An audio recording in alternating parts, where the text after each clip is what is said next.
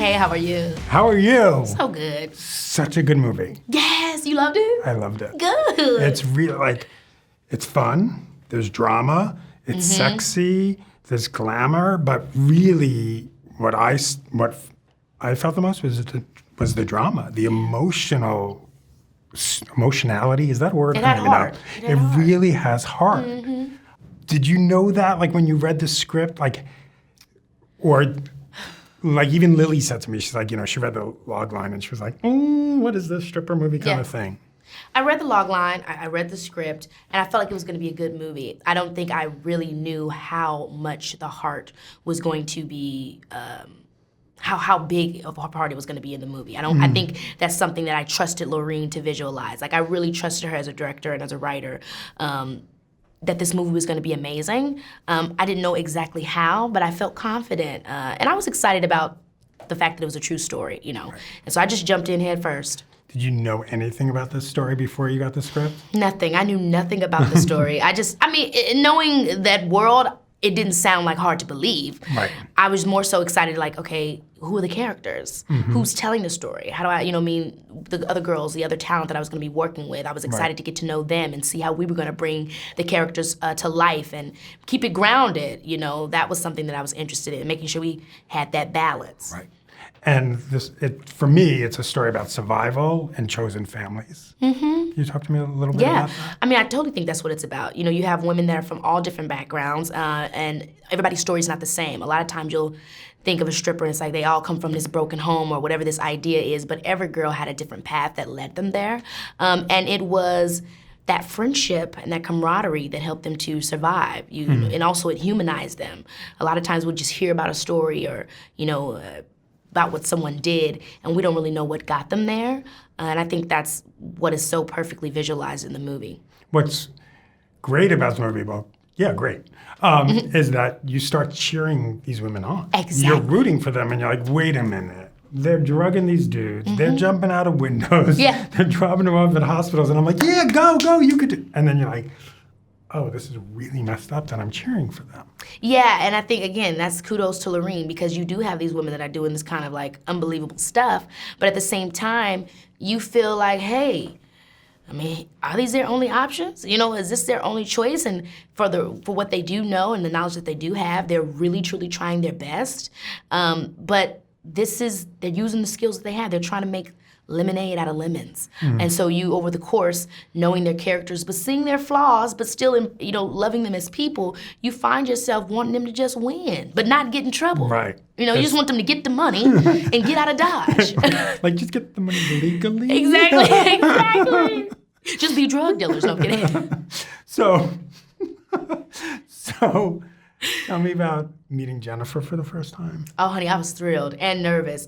Yeah. I grew up loving Jennifer, still love her to this day. Oh my gosh, I'm still getting to it. So to, do the film with her, my first scene that I ever shot was with her. We were in the Bronx, in the Gap, and it's that scene where, Mercedes gets her job in fashion.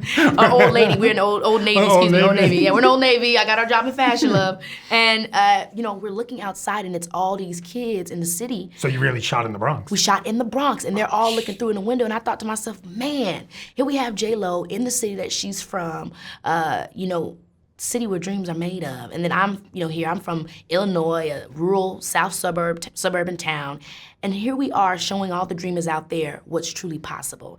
That was the first day I had on the set, and working with her, it was everything I could have dreamed it to be. She's such a girl's girl, so, very affectionate and engaged, and I was just like, oh yeah, this movie is gonna be everything. I feel like she probably gave some really good rap gifts. Oh, What'd she you gave get? okay, so Jennifer always carries around this like bedazzled, what is it called?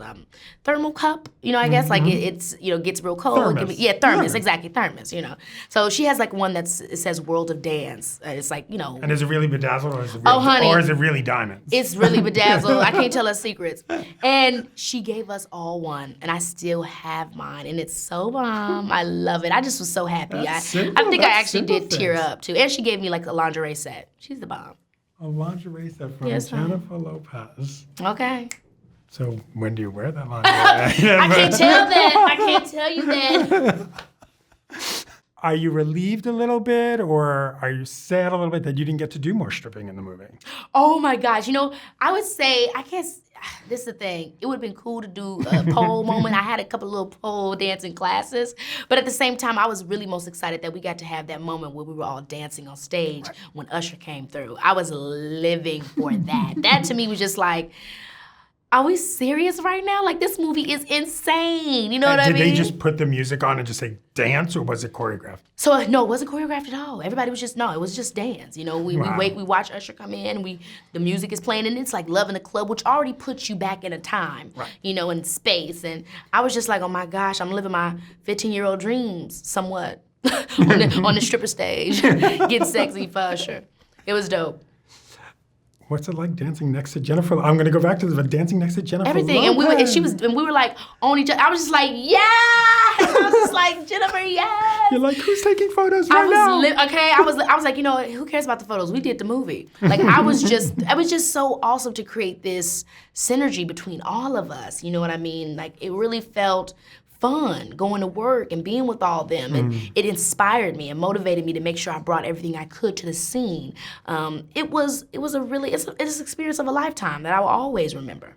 And what's the one movie you could watch over and over again and you never get bored? You're just flipping through TV streamers and there it is. The Wood. Okay, go. Yeah, Why? It's called The Wood. It's a coming-of-age story. And Rick Famuyiwa, who I love his writing, I loved it because I love coming-of-age stories. I love love stories, and it's very rich in culture. And so I love that movie. That's a classic to me. Whenever it comes on, I'm like, boom, get into it. When was the last time you cried at the movies? This movie got me very emotional. The documentary Blackfish. I don't know if you've seen it. It's about the whale. Oh, of course. Yes. Yeah, the whale at SeaWorld, Tilly. I never had seen this documentary before, and when I watched it, I just couldn't believe what, you know, he went through. And so that was like the most recent film that really impacted me. Aside from the other documentary that I watched called Three Identical Strangers, that also devastated me. Oh, I love documentaries. Me too. But they get you real deep because at the end you remember, oh, this is real. Why did I watch this? And then they make movies out of it. But so, yeah, those are the two things I just saw that really impacted me heavily. What's a movie that you would have loved to have been in that you love? A movie that I would have loved to be in? Bring it on, honey, bring it on. Move out the way, Gabby. Okay, I'm ready. Well, it's Us. I would have, if I did Bring It On, Bring It On is the most amazing, I think, film representation of cultural appropriation I've ever seen to date. It is so fabulous. Watching it as an adult, it really blows my mind even more to just see, wow, what a great film, what a great message, what a great film about unity. Like, it really was a great film. I think when you're a kid, you watch stuff and you don't really always know why you liked it so much. And then when you get older, you're like, oh my gosh, they really hit it on the nail. You know, you really get it. So I really love that movie, Bring It On. I would have loved to have been in that. And a TV show you're watching right now, like, what are you binging? I watch a lot of reality. Go ahead. Real Housewives of Potomac. Hey, Cameron Huger. I love that show. You know, I feel like for me, a lot of times with my schedule with work, it's so overwhelming that I need to like zone out on a television show. And but do you really zone out? Oh, child, you're in it. I'm in it, but it's like a light in it. It's like an in it where I can like be chilled, not to think too much. So it's like I love Real Housewives of Potomac, and there's another one called Love After Lockup. Woo! I know the title is like, what? But love after lockup, honey. These people are trying to have love after jail. It's deep, honey. Have you watched 90 Day Fiancé? My sister just told me about that show. Oh, no. My husband and I were just on vacation for a week. Literally, my husband's addicted to it. I was like, you will be obsessed. Oh, my God. And then you have to watch. Did you watch Jailbirds? Oh, I didn't watch Jailbirds. On Netflix, the real life Orange is the New Black? Oh, I have to watch that. You gotta get into that. Those girls, they come back with a second season. They talking through the toilets. I said, wow, jail cell phones. Yes, with the talking toilet. through the toilets. I said, now they got some genius stuff going on. But then giving messages through the toilet. Okay, bye. You're the best. Thank you.